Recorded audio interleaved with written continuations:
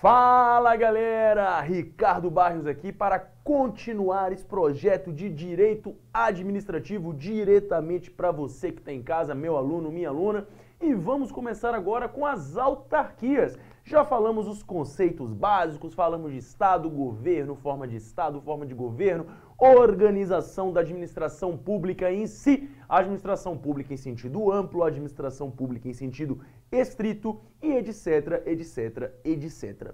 Vamos entrar agora então especificamente na parte da administração indireta, que, como já vimos, elas são formadas de quê? Autarquias, fundações públicas, empresas públicas e sociedades de economia mista. Então vamos começar a ver essas benditas para ver o que dá. Começando novamente com aquela dicasinha de estudo, né? Que é aprenda a ciclar o seu estudo. Aprenda que existe uma curva de esquecimento no estudo. Se você estuda algo hoje, não adianta, por mais que você esteja fera dominando o assunto, se você passar aí uns 7, 10, 15, 20 dias sem revisar este assunto de forma eficiente, você começa a esquecer este assunto. Ele entra na sua curva de esquecimento. Então é sempre bom você aprender a fazer o ciclo de seus estudos. Ok? Então vamos lá, sem mais delongas, falando agora especificamente das autarquias. As autarquias, elas surgiram ali, né? Elas foram disciplinadas no Decreto-Lei lá de 1967, o Decreto-Lei 267, lá na época da ditadura militar, né? Que aí foi que disciplinou as autarquias. Elas já existiam antes de outras formas, mas elas foram disciplinadas com este decreto, certo? E o que este decreto trouxe especificamente sobre essas autarquias, que é a primeira espécie, aí podemos dizer, a mais famosa da administração indireta? Falou que é um serviço autônomo, criado por lei. Lembra lá do princípio da reserva legal, que para as entidades da administração indireta tudo tem que ser criado ou autorizado por lei? E no caso de nossa autarquia, ela é o quê? Criada por lei complementar? Não, criada por lei específica, ok? Então ele vai ser criado por lei. Como ente da administração indireta, ele é o quê? Personalizado. Então ele vai ter personalidade jurídica, patrimônio e receita própria, tá? Ele vai ter dotações próprias, patrimônio próprio, bens próprios, certo? Ela vai ter essas características. Lembrando que a administração indireta é uma atividade descentralizada do Estado, que segue aquele princípio da especialidade. Então a autarquia, ela já é criada com a sua especialização, a sua função, a sua finalidade definida. Como exemplo de autarquia, o mais famoso de todos, INSS, outro Bacen, Banco Central. Ok? Beleza? Simbora. E o que essa autarquia vai realizar? Ela nasce com o intuito de realizar atividades típicas do Estado.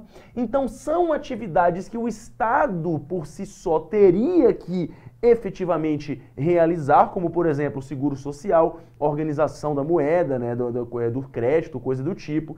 E aí o Estado descentraliza, cria um ente, transfere a titularidade e fala: toma que o filho é teu. Faz essa bagaça aí que eu vou só ver se tá dando certinho, ok? É dessa maneira aí que funciona a administração indireta e que vai funcionar especificamente a nossa autarquia. Beleza? Show de bola? Vamos lá.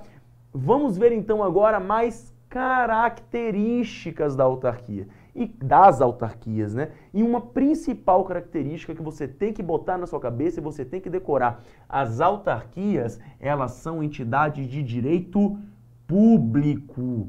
Mas por que eu tenho que decorar isso, Ricardo? Pelo seguinte: quando estudamos a administração indireta, vou repetir, repetição é sempre a melhor coisa para o concurseiro. Você vai lidar com o quê? Autarquia, fundação pública, empresa pública e sociedade de economia mista. E quais são as diferenças entre essas entidades em relação ao seu regime jurídico, né? Em relação a como elas nascem no mundo jurídico? É que a autarquia, ela é de direito público. Empresa pública e sociedade de economia mista são de direito privado. E as fundações, elas podem ser tanto de direito público quanto de direito privado, mas vamos chegar lá. Então, importante você saber disso, cobra bastante em questão. A autarquia é de direito público. Tem que saber, porque é aquela questão, né, meu aluno? Vamos ser sinceros que hoje em dia ninguém mais erra. Quem tem a manha já não erra mais isso, mas você tem que ter a manha para não cair aí nesse encontro vigário. Beleza? Elas são criadas por lei, como eu já falei, e independem de registro. Como assim independem de registro? Após a sua criação, elas não precisam ser registradas em cartório ou na junta competente para adquirirem a sua personalidade jurídica. Elas independem desse registro, diferentemente de outra entidade, como por exemplo a empresa pública, ok? Sendo que a empresa pública também não é criada por lei, é autorizada por lei, mas beleza. E criada por que lei, como eu falei? Lei específica. Lei específica vai criar a autarquia, ok? Beleza. A autarquia, tal qual a administração direta, ela vai ter uma responsabilidade objetiva. E o que quer dizer isso? Quer dizer que os seus atos, ela vai responder pelos seus atos perante a sociedade de forma objetiva, uma forma que só vai ser relevante o fato, o dano e o nexo causal. Né? Vamos ter um capítulo todo para falar de responsabilidade objetiva, mas basicamente é apenas isso. E o que quer dizer esses rapazes aqui, esses carinhas? Fato, dano e nexo causal? Muito simples. Digamos que você está dirigindo uma viatura, né? Você é um agente público, está dirigindo uma viatura, certo? Vamos dizer nem isso, vamos botar no exemplo da autarquia. Você está lá dirigindo um carro do INSS. Pá, você é lá, sei lá, perito do INSS, técnico, não sei, está dirigindo um carro. Nesse momento, você entra um transeunte na sua frente e você, porque está errado, ultrapassou o sinal vermelho, que não viu, enfim, você vai lá e atropela o cara. O que aconteceu? O fato, você atropelou o sujeito, ou bateu no carro do sujeito, ou quebrou uma barraca na rua, qualquer coisa.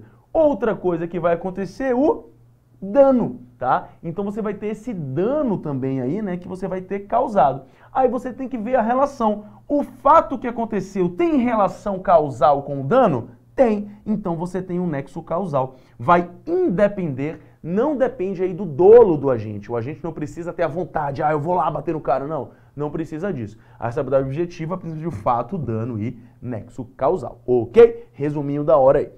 Eles têm, as autarquias têm, via de regra, né, o regime estatutário.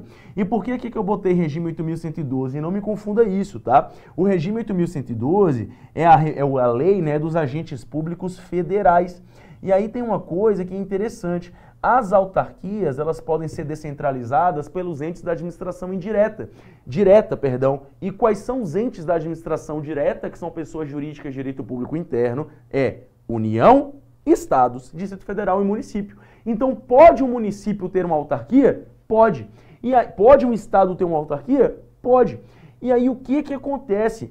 Se a autarquia for federal, como é o caso do INSS, ela vai ser regida pela Lei 8.112, que vamos ver em momento oportuno, que é a Lei dos Funcionários Públicos, dos Servidores Públicos Federais, tá? Mas se a autarquia for, por exemplo, municipal, né, ela vai ser pela lei orgânica do município. Se ela for estadual, vai ser pela lei orgânica do estado. Cada estado, cada município vai ter seu próprio regime de pessoal. Porém, vamos ver com o tempo, você vai pegando essa manhinha, que todos esses regimes de pessoal, eles são muito parecidos porque eles se baseiam na Lei 8.112, mas eles têm diferencinhas cruciais. Mas o que importa aqui para o nosso assunto de direito administrativo é a Lei 8.112. Ok? Beleza? Vamos que vamos. Os bens das autarquias, eles também vão ser impenhoráveis, imprescritíveis e inalienáveis. Olha só, aqui eu só fiz resumir, né, mas está tudo bonitinho no material de vocês. Então, impenhoráveis, imprescritíveis e inalienáveis. E essa não pode vender. Essa inaliabilidade, ela é relativa, tá? Como assim relativa? Você pode vender, você pode alienar o bem de uma autarquia? Pode, mas necessita de um processo para isso. Necessita de toda uma autorização para que isso aconteça. É um processo mais lento. Você não pode simplesmente acordar e falar, cara, vou vender aqui esse prédio aqui do INSS, esse carro para o particular, para quem quiser. Não. Então você tem uma inaliabilidade relativa.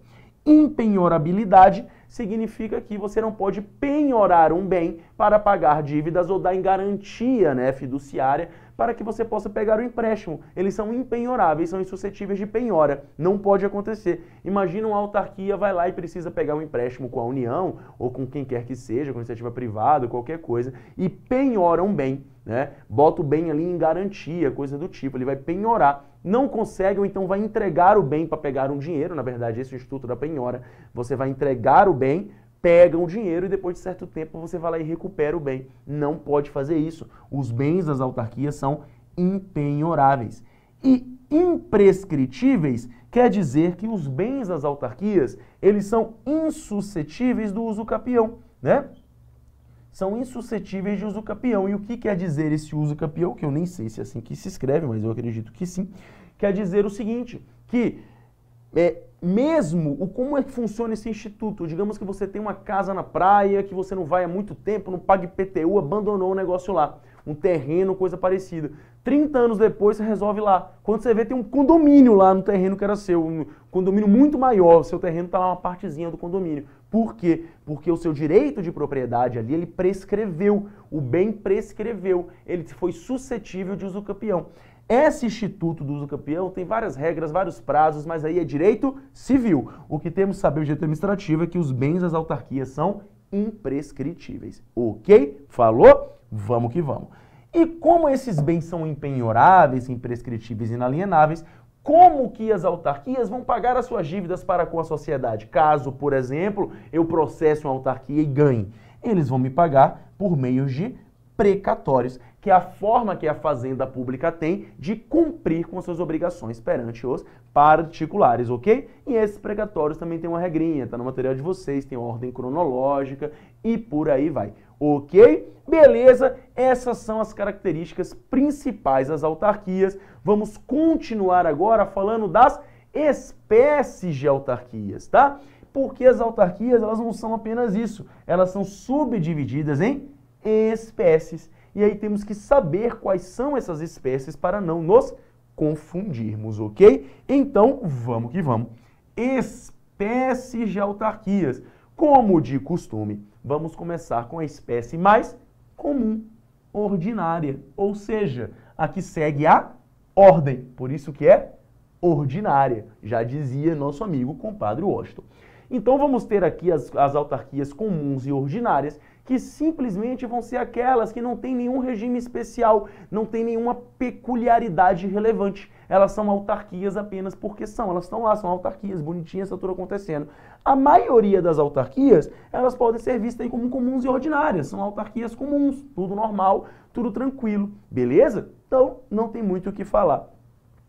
Autarquia sob regime especial. O que é esse bendito? É uma autarquia comum, mas que tem uma peculiaridade, tem uma situação em que ela, por exemplo, tem mais autonomia, né, atua numa área mais específica, tem um maior poder normativo, etc, etc, etc. Elas são autarquias em regime especial. Um exemplo é o Banco Central, que ele é considerado em algumas partes uma autarquia em regime especial. Mas o exemplo mais famoso, mais relevante de uma autarquia em regime especial são as agências reguladoras.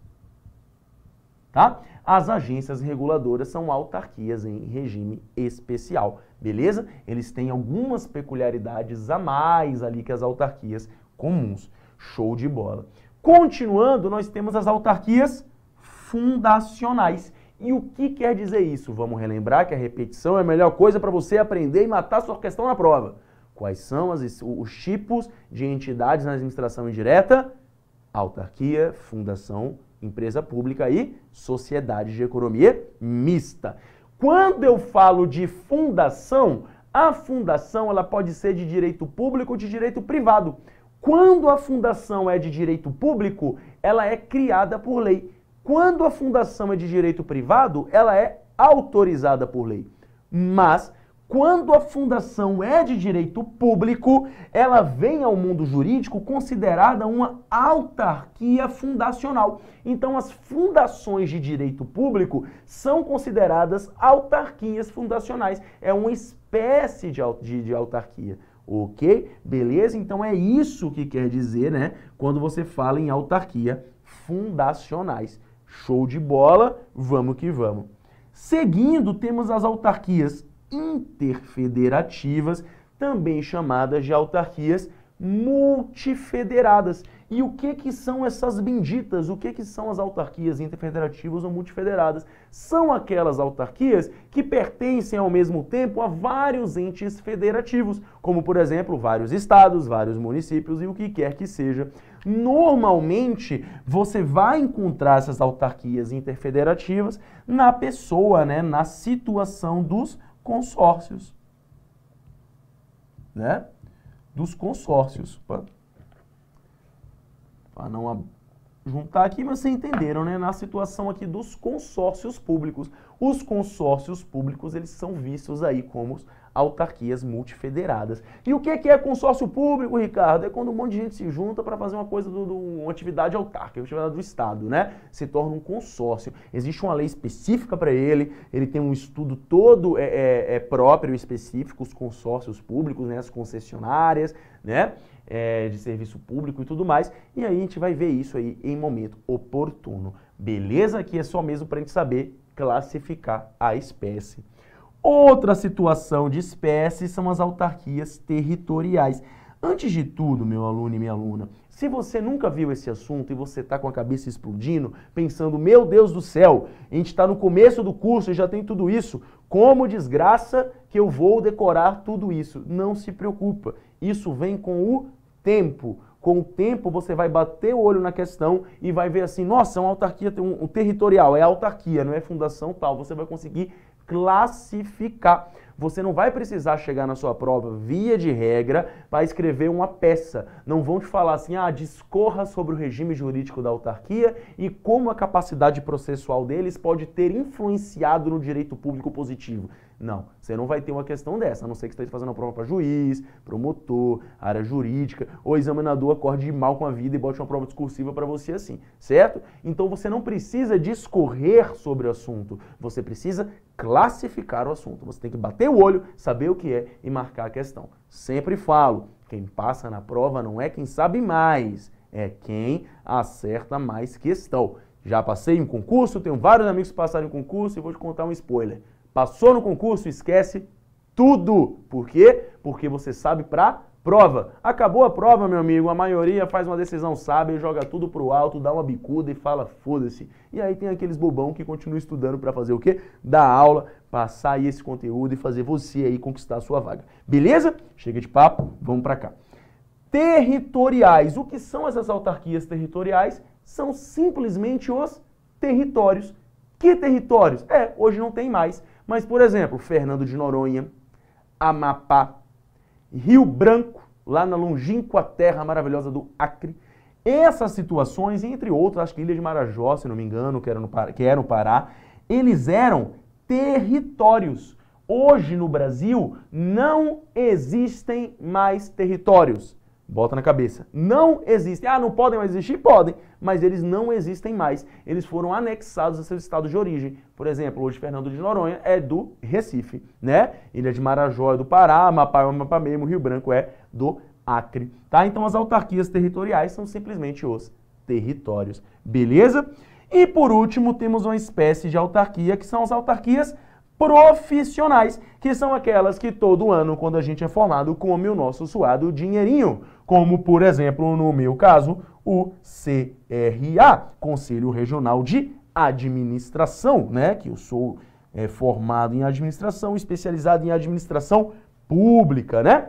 Então, você vai ter aqui o CRA, né, que vai ser um Conselho Regional de Administração, o CRO de Odontologia, o CRM de Medicina, o CRC de Contabilidade e por aí vai. Todos esses são espécies de autarquias profissionais, mas temos um caso muito particular que vamos falar já já, que é da OAB, tá? Esse caso aqui, por ele ser particular da Ordem dos Advogados do Brasil, você vê que ele nem começa com C, já começa diferentona, né? Então ele tem uma situação aí particular que vamos falar em breve, ok? Então são essas aqui, meu aluno, minha aluna, as classificações, as espécies de autarquia, beleza? Vamos falar agora de uma situação que são as agências. Começando por quê? Pelas agências executivas. Primeira coisa que você me pergunta, Ricardo, a agência executiva, ela é uma espécie de autarquia? Não. E a agência reguladora? Sim, é uma autarquia em regime especial, né? A agência reguladora. Mas a agência executiva não é uma espécie de autarquia. A agência executiva é uma mera qualificação. E vamos ver isso já já. Tanto que a agência executiva pode ser tanto uma autarquia como fundação pública, né? Então, olha que louco, a agência executiva pode ser tanto autarquia como fundação.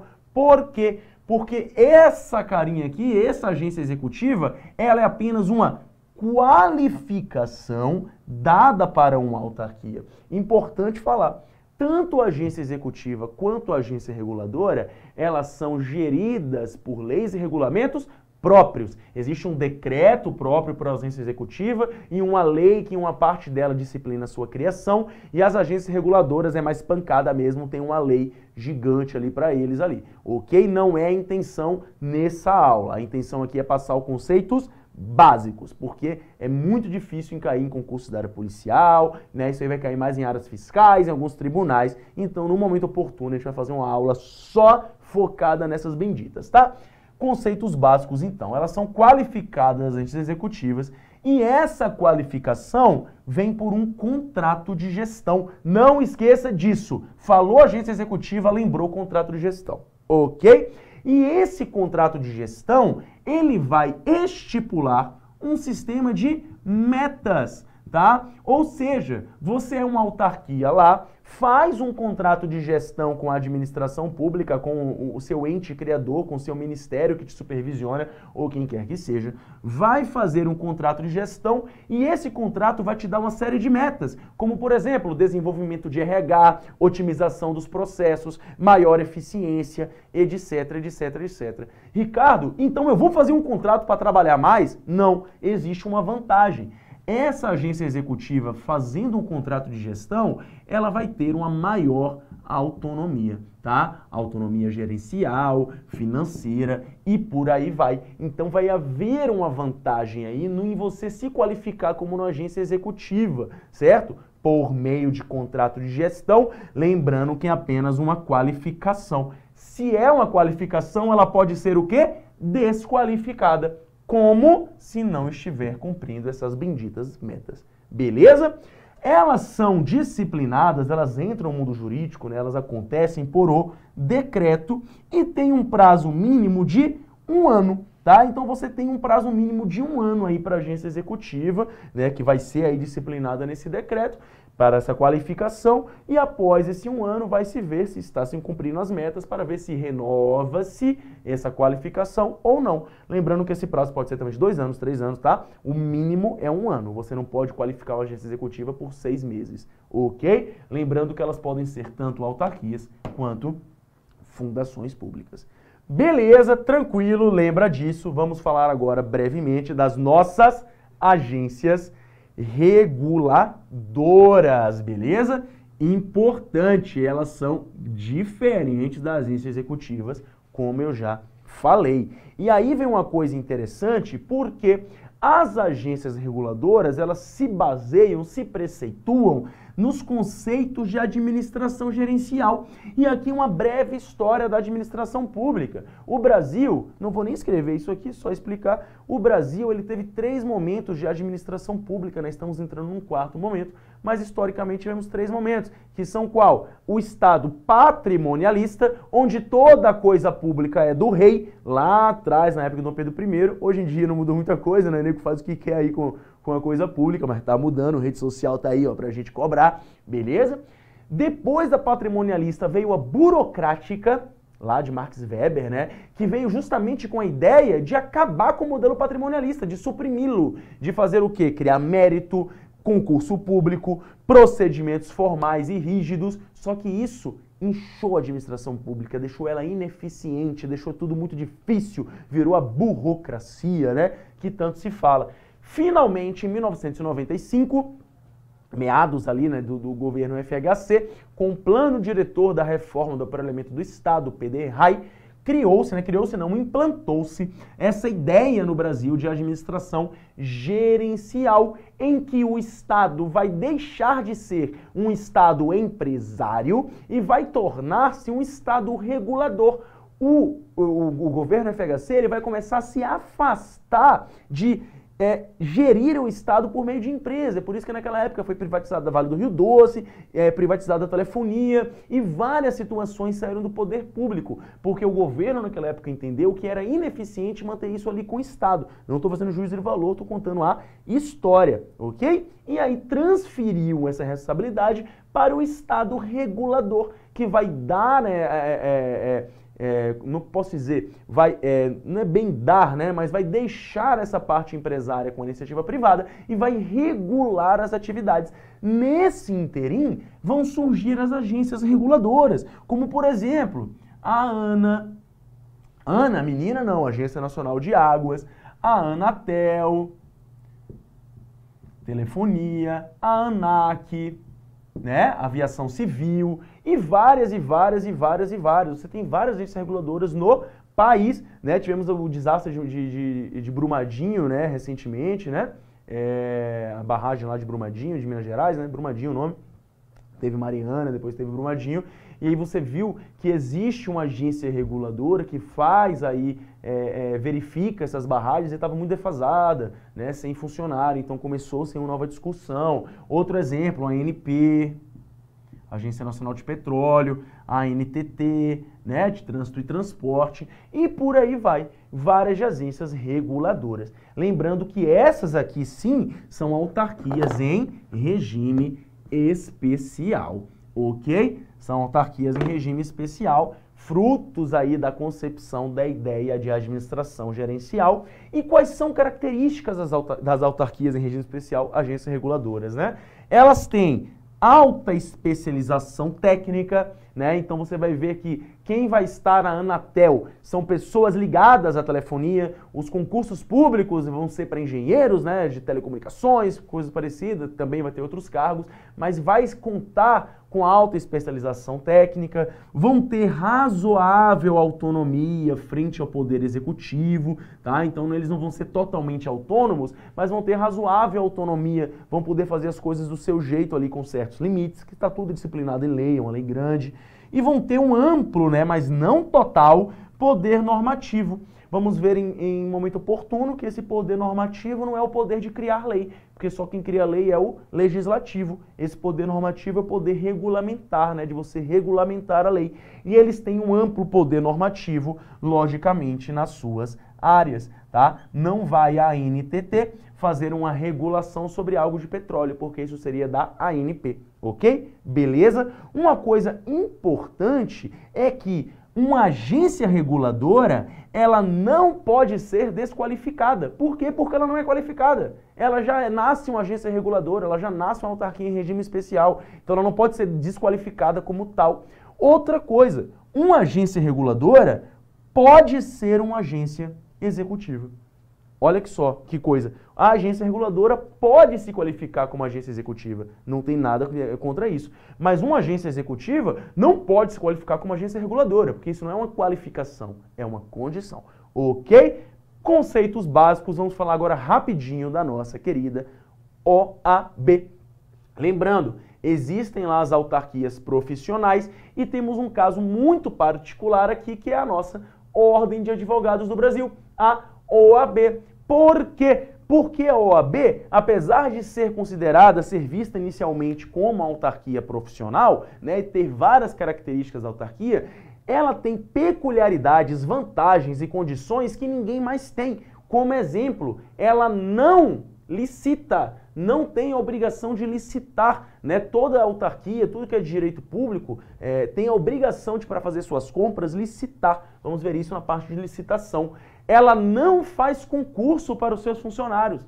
diferentemente do CREA, do CRC e tudo mais que faz concurso. A OAB não. E a OAB não tem o dever de prestar contas, ela não precisa prestar contas ao Tribunal de Contas da União. O seu dinheiro não é suscetível de prestação de contas ao Tribunal de Contas, diferentemente de todas as outras autarquias. Por esse motivo, a OAB é considerada na doutrina uma entidade autônoma, né? Uma entidade sui generis, tá? Então lembre-se sempre que a OAB não vai ser uma autarquia profissional, certo? Ela vai ser considerada pela doutrina uma entidade sui generis, por entre outras coisas, essas características peculiares. Ok? Falou? Vamos então fazer aqui umas 2, 3 questõezinhas só para deixar o negócio tinino. Vamos que vamos então. Vira para cá e vai para a tela. CESP 2018.